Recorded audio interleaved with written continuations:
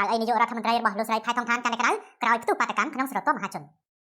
ៅអីរបស់នាយករដ្ឋមន្ត្រីលោកស្រីផៃថងឋានស៊ីនវត្រាកាន់តែក្តៅក្រោយរងសម្ពាធស្ទើរគ្រប់ទិសទីពីដៃគូរដ្ឋាភិបាលចម្រុះកងកម្លាំងយោធាយកបញ្ហាព្រំដែនជាមួយអូសឲ្យពាក់ព័ន្ធនឹងនយោបាយនិងការអស់ទំនុកចិត្តពីសំណាក់ប្រជាពលរដ្ឋរហូតនាំគ្នាធ្វើបាតកម្មទាមទារឲ្យលោកស្រីចុះចេញពីតំណែងជាដើមជាក់ស្ដែងក្រោយការដកខ្លួនរបស់គណៈបកភូមិใจថៃឥឡូវនេះគណៈបកប្រជាធិបតេយ្យក៏អាចនឹងដកខ្លួនចេញពីរដ្ឋាភិបាលចម្រុះរបស់លោកស្រីផៃថងឋានស្របពេលការតវ៉ាពីសំណាក់ប្រជាពលរដ្ឋថៃក៏កំពុងរីករាលដាលកាន់តែខ្លាំងសម្ពាធទាំងអស់នេះបានបង្កើតជាសំណួរថាតើលោកស្រីផៃថងឋានអាចសុំលាលែងពីតំណែងឬយ៉ាងណាឆ្លើយតបនឹងសំណួរនេះមន្ត្រីជាន់ខ្ពស់រដ្ឋាភិបាលថៃបានចេញមកអះអាងថាលោកស្រីផៃថងឋានមិនទាន់មានផែនការលាលែងចេញពីតំណែងនោះទេ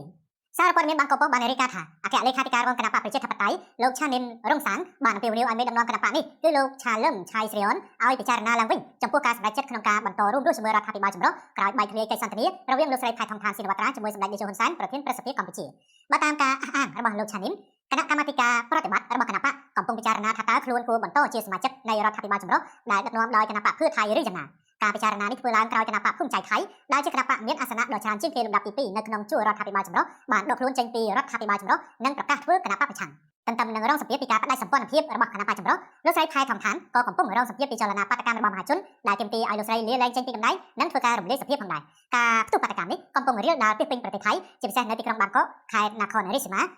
ប្រជិនបុរីភូកេតនគរศรีธรรมราชនិងខេត្តផាត់ថ្លានចំនួនព្រំដែនជាមួយកម្ពុជាដែលកំពុងតែឡើងកម្ដៅរហូតធ្វើឲ្យមានការបិទព្រំដែននិងទំនិញមួយចំនួនក៏ដូចជាការប្តឹងយកតំបន់មុខ3ប្រាសាទតំបន់តូចប្រាសាទតំបន់ធំនិងប្រាសាទតាក្របីទៅដោះស្រាយនៅតុលាការយុតិធម៌អន្តរជាតិរបស់កម្ពុជាក៏ជាវិញ្ញាសាមួយដែលកំពុងដាក់សម្ពាធដល់រដ្ឋបាលចម្រុះរបស់លោកស្រីផៃថងឋានផងដែរក្រៅពីបញ្ហាខាងលើអ្នកវិភាគបានលើកឡើងថាបញ្ហាមួយទៀតដែលអាចធ្វើឲ្យប៉ះពាល់ដល់គណៈបកភឿថៃដែលកំពុងតែដឹកនាំរដ្ឋាភិបាលចម្រុះនោះគឺរឿងរ៉ាវពាក់ព័ន្ធទៅនឹងករណីលោកថាស៊ីនស៊ីនវត្រាដែលជាបុគ្គលដ៏មានឥទ្ធិពលនៅក្នុងគណៈបកនិងរដ្ឋាភិបាលបច្ចុប្បន្ននៅពេលនេះក្រុមប្រឹក្សាវិទ្យាសាស្ត្រថៃក្រុមនឹងបញ្ជូនលទ្ធផលនៃការស៊ើបអង្កេតរបស់ខ្លួនប្រឆាំងនឹងវិជ្ជបណ្ឌិតចំនួន3នាក់ដែលពាក់ព័ន្ធទៅនឹងការផ្ទេរមន្ទីរពេទ្យរបស់លោកថាស៊ីនទៅតុលាការកំពូលដើម្បីត្រួតពិនិត្យតាមផ្លូវតុលាការគួររំលឹកថាក្រុមប្រឹក្សាវិទ្យាសាស្ត្រថៃបានដាក់វិន័យវិជ្ជបណ្ឌិតចំនួន3នាក់មកពីស្ថាប័នកែតម្រង់វិទ្យាសាស្ត្រនិងមន្ទីរពេទ្យទូទៅប៉ូលីសរួចទៅហើយដែលទាក់ទងទៅនឹងការចូលរួមក្នុងការព្យាបាលនិងការផ្ទេរលោកថាស៊ីនរឿងរ៉ាវដ៏ចម្រូងចម្រាសដែលកើតឡើងក្រោយលោកថាស៊ីនវិលត្រឡប់មកចូលប្រទេសថៃវិញក្រោមការសន្យាសុខចិត្តប្រឈមនឹងការបដិសេធទុកប៉ុន្តែលោកថាស៊ីនបានចូលពន្ធនាគារបានតែប៉ុន្មានម៉ោងតែប៉ុណ្ណោះក៏ត្រូវបានផ្លាស់ប្ដូរទៅកាន់មន្ទីរពេទ្យប៉ូលីសរហូតដល់លោកទទួលសេរីភាពដោយការលើកលែងទុកពីព្រះមហាក្សត្ររឿងនេះក៏នឹងពាក់ព័ន្ធទៅនឹងជោគវាសនារបស់គណៈបកភឿថៃដែលកំពុងដឹកនាំរដ្ឋាភិបាលចម្រុះនាពេលបច្ចុប្បន្ននេះផងដែរលោកអ្នកនាងជាទីមេត្រីយើងបន្តតាមដាននៅរឿងសំខាន់មួយទៀតការិយាល័យការងារខេត្តបុរីរាមបានអះអាងថា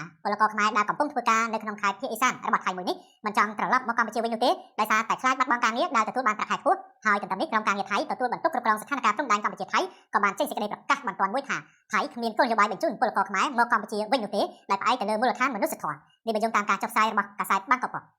ពលករខ្មែរទាំង1350នាក់នៅខេត្តបុរីរាមប្រទេសថៃមានបំណងនៅធ្វើការបន្តទោះបីមានភាពតានតឹងតាមព្រំដែនកម្ពុជាថៃក៏ដោយព្រោះពួកគេបារម្ភខ្លាចបាត់បង់ការងារដែលជាប្រភពប្រាក់ចំណូលដ៏សំខាន់សម្រាប់ចិញ្ចឹមគ្រួសារនិងដោះស្រាយបញ្ហាតម្រូវការផ្សេងៗប្រធានការិយាល័យការងារខេត្តបុរីរាមលោកស៊ុំឆៃឡាអងថងបាននិយាយកាលពីថ្ងៃទី21ខែមិថុនាថាខេត្តនេះមានពលករចំណាក់ស្រុកដែលបានចុះឈ្មោះត្រឹមត្រូវចំនួន3681នាក់ដែលទៅពីកម្ពុជាឡាវនិងប្រទេសមីយ៉ាន់ម៉ាក្នុងនោះពលករខ្មែរមានចំនួន1350នាក់ហើយពួកគេភាគច្រើនធ្វើការនៅក្នុងវិស័យសំណង់វិស័យកសិកម្មនិងការងារតាមផ្ទះជាដើមលោកសំឆៃបានអះអាងថាបន្ទាប់ពីមានភាពតានតឹងនៅតាមព្រំដែនកម្ពុជាថៃនៅពេលថ្មីៗនេះក្រុមនយោជកឬថៃកែបានពិគ្រោះជាមួយពលករខ្មែរដែលធ្វើការឲ្យពួកគេហើយពលករទាំងនោះសុទ្ធតែបានបង្ហាញពីបំណងចង់ធ្វើការបន្តពលគឺគ្មាននរណាម្នាក់ស្នើសុំត្រឡប់ទៅស្រុកវិញឡើយដោយបារម្ភខ្លាចបាត់បង់ការងារដែលបានប្រាក់ឈ្នួលខ្ពស់នៅក្នុងប្រទេសថៃជាមួយគ្នានេះលោកបានណែនាំឲ្យនយោជកធានាអះអាងចំពោះពលករទាំងនោះថាការងាររបស់ពួកគេនៅតែត្រូវបានការពារក្រោមច្បាប់ការពារការងារគួររំលឹកថាឆ្លើយតបទៅនឹងបកប្រឆាំងថៃមួយដែលផ្ដល់យោបល់ឲ្យរដ្ឋាភិបាលថៃឈប់លក់ប្រេងឲ្យកម្ពុជាសម្ដេចតេជោហ៊ុនសែនប្រធានព្រឹទ្ធសភាកម្ពុជាបានសរសេរបង្ហោះលើគណនី Facebook របស់សម្ដេចកាលពីជប់ថ្ងៃទី20ខែមិថុនាថា